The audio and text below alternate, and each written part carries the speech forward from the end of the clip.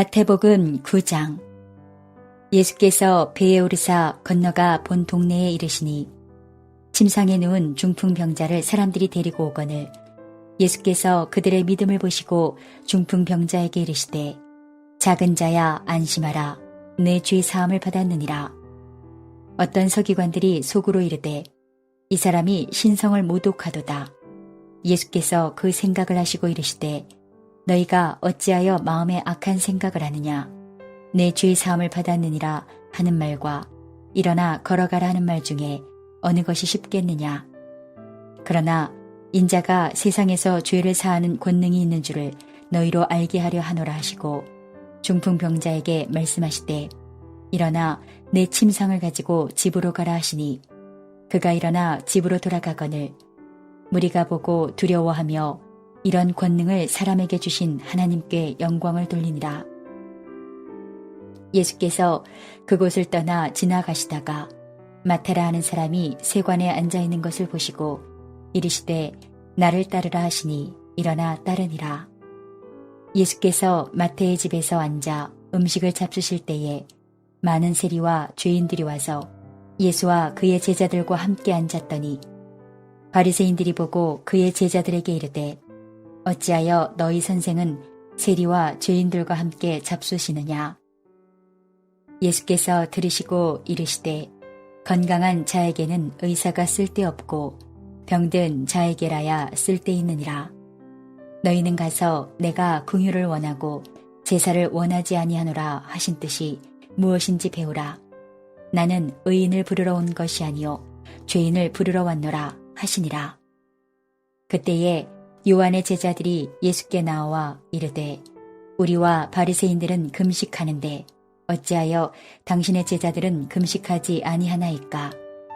예수께서 그들에게 이르시되 혼인집 손님들이 신랑과 함께 있을 동안에 슬퍼할 수 있느냐. 그러나 신랑을 빼앗길 날이 이르리니 그때에는 금식할 것이니라. 생배 조각을 낡은 옷에 붙이는 자가 없나니 이는 기운 것이 그 옷을 당기어 헤어짐이 더하게 됨이요 새 포도주를 낡은 가죽 부대에 넣지 아니하나니 그렇게 하면 부대가 타져 포도주도 쏟아지고 부대도 버리게 됨이라. 새 포도주는 새 부대에 넣어야 둘이 다 보존되느니라. 예수께서 이 말씀을 하실 때에 한 관리가 와서 절하며 이르되 내 딸이 방금 죽었사오나 오셔서 그 몸에 손을 얹어 주소서. 그러면 살아나겠나이다 하니 예수께서 일어나 따라가심에 제자들도 가더니 12해 동안이나 혈루증으로 앓는 여자가 예수의 뒤로 와서 그 겉옷가를 만지니 이는 제 마음에 그 겉옷만 만져도 구원을 받겠다 함이라. 예수께서 돌이켜 그를 보시며 이르시되 딸아 안심하라 내 믿음이 너를 구원하였다 하시니 여자가 그 즉시 구원을 받으니라. 예수께서 그 관리의 집에 가서 피리 부는 자들과 떠드는 무리를 보시고 이르시되 물러가라 이 소녀가 죽은 것이 아니라 잔다 하시니 그들이 비웃더라. 무리를 내보낸 후에 예수께서 들어가서 소녀의 손을 잡으심에 일어나는지라. 그 소문이 그 온 땅에 퍼지더라. 예수께서 거기에서 떠나가실새 두 맹인이 따라오며 소리질러 이르되 다윗의 자손이여 우리를 불쌍히 여기소서 하더니 예수께서 집에 들어가심에 맹인들이 그에게 나아오거늘 예수께서 이르시되 내가 능히 이 일 할 줄을 믿느냐. 대답하되 주여 그러하오이다 하니 이에 예수께서 그들의 눈을 만지시며 이르시되 너희 믿음대로 되라 하시니 그 눈들이 밝아진지라. 예수께서 엄히 경고하시되 삼가 아무에게도 알리지 말라 하셨으나 그들이 나가서 예수의 소문을 그 온 땅에 퍼뜨리니라. 그들이 나갈 때에 귀신 들려 말 못하는 사람을 예수께 데려오니 귀신이 쫓겨나고 말 못하는 사람이 말하거늘 무리가 놀랍게 여겨 이르되 이스라엘 가운데서 이런 일을 본 적이 없다 하되 바리새인들은 이르되 그가 귀신의 왕을 의지하여 귀신을 쫓아낸다 하더라. 예수께서 모든 도시와 마을에 두루 다니사 그들의 회당에서 가르치시며 천국 복음을 전파하시며 모든 병과 모든 약한 것을 고치시니라. 무리를 보시고 불쌍히 여기시니 이는 그들이 목자 없는 양과 같이 고생하며 기진함이라. 이에 제자들에게 이르시되 추수할 것은 많되 일꾼이 적으니 그러므로 추수하는 주인에게 청하여 추수할 일꾼들을 보내주소서 하라 하시니라. 안녕하세요.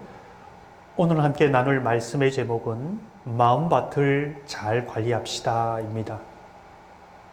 우리의 마음밭은 자꾸 굳어지려는 성질을 가지고 있습니다.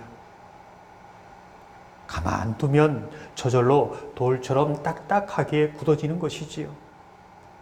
어떻게 해야 합니까?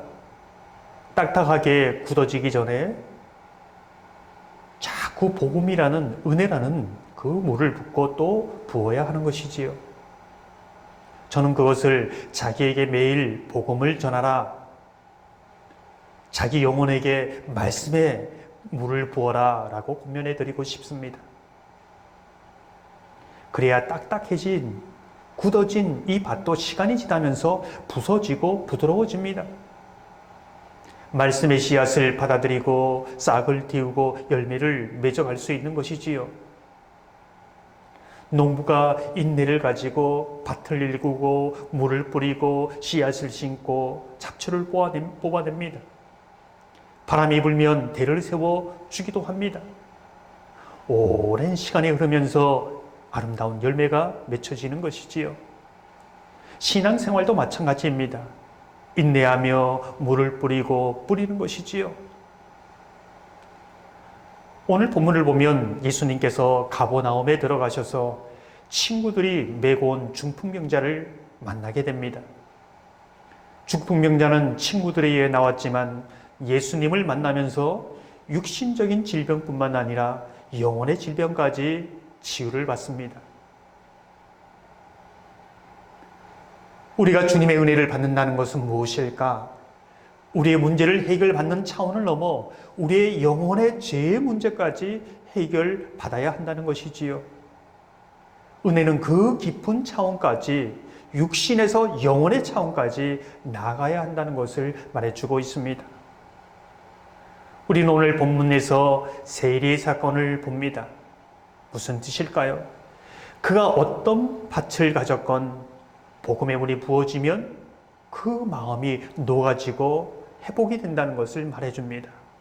아무리 딱딱하게 굳은 밭이라 할지라도 부서지고 좋은 밭이 됩니다. 반대로 복음이 필요가 없다고 생각하는 사람은 굳어져서 어떤 은혜도 들어가지 않습니다. 그가 서기관이든 바리새이든 상관이 없습니다. 이런 말이 있지 않습니까? 30년 동안 성인처럼 살았다 할지라도 타락하여 무너지는 시간은 불과 3시간밖에 걸리지 않는다는 것이지요. 어느 누구도 은혜가 필요하지 않는 사람은 없는 것입니다. 저는 매일 화분을 살펴보고 물이 필요한 화분에 물을 줍니다. 그런 수고가 화분의 화초를 자라게 하는 것이지요. 믿음이 어떤 사건이 되고 역사가 되는 그 사이에는 그 믿음을 일으키도록 하는 과정, 무엇이 필요하다는 것을 말해주고 있습니다. 수고가 필요합니다. 혈류증에 걸린 여인은 예수님의 옷자락을 만짐으로 그 병이 나았습니다. 그 여인은 이미 예수님은 분명히 고칠 수 있다는 것을 믿었습니다. 하지만 믿는다고 아무런 일이 일어나지 않았지요. 거리에 나옵니다. 사람들의 눈초리가 있지만 비집고 들어갑니다.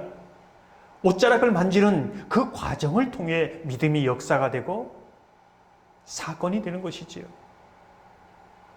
이런 수고, 이런 과정이 필요합니다. 여러분에 있어서 이런 과정은 어떤 것입니까? 움직이지 않고 수고하지 않아 이런 과정이 없어서 죽은 믿음은 아닙니까? 죽은 소녀를 살리는 사건은 어떻습니까? 사람들이 당시 곡하고 피리 부는 것은 세상적인 치유하기 위한 방법이었지요. 그것은 일상적인 방법이요, 세상적인 방법이지만 믿음의 행위는 아니었습니다. 과정이 필요하긴 하지만 그 과정이 어떤 과정이냐 이 부분도 매우 중요합니다. 사랑하는 성도 여러분, 오늘도 내 영혼에 은혜의 물을 부어주셔서 늘 승리하는 삶이 되기를 주님의 이름으로 축원합니다.